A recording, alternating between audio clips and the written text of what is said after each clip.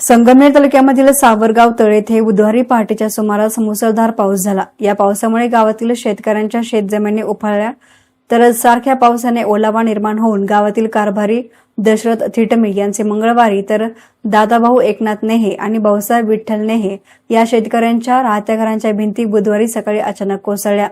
या दुर्घटनेमध्ये या तीनही शेतकऱ्यांच्या घरांचे मोठे नुकसान झाले आहे। सुदैवाने कोणतीही जीवितहानी झाली नसली तरी घरातील संसारोपयोगी साहित्याचे मोठ्या प्रमाणात नुकसान झाल्यामुळे संबंधित कुटुंबावर आर्थिक संकट कोसळले आहे। संगमनेर तालुक्यात गेल्या 4 ते 5 दिवसांपासून सुरू असलेल्या अखंडित वीज पावसामुळे ग्रामीण भागाला मोठा फटका बसला आहे। सततच्या पावसामुळे अनेक गावात घरांचे शेती पिकांचे मोठे नुकसान झाले आहे। सावरगाव तळ येथे गेली 2 दिवसांमध्ये साधारणपणे 100 ते 150 मिलीमीटर पाऊस पडला। त्यामुळे मोठ्या प्रमाणात नुकसान झालं। गावात घरे पडली असल्याची माहिती पोलीस पाटील गोरक्ष नेहे यांनी संगमनेर उपविभागाचे प्रांताधिकारी अरुण ओंडे तहसीलदार धीरज मांजरे यांना देत पंचनामा करण्याची मागणी केली आहे। वरिष्ठ अधिकाऱ्यांच्या सूचनेनुसार ग्राम महसूल अधिकारी महेश वाडेकर यांनी घटनास्थळी भेट देत नुकसानग्रस्त घरांची पाहणी करून पंचनामे केले।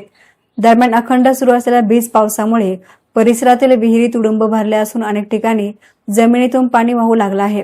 या पावसामुळे अनेक शेतकऱ्यांच्या जमिनी उकळल्या आहेत। एहसान मीडियासाठी प्रतिनिधी गोरक्ष नेहे, संगमनेर।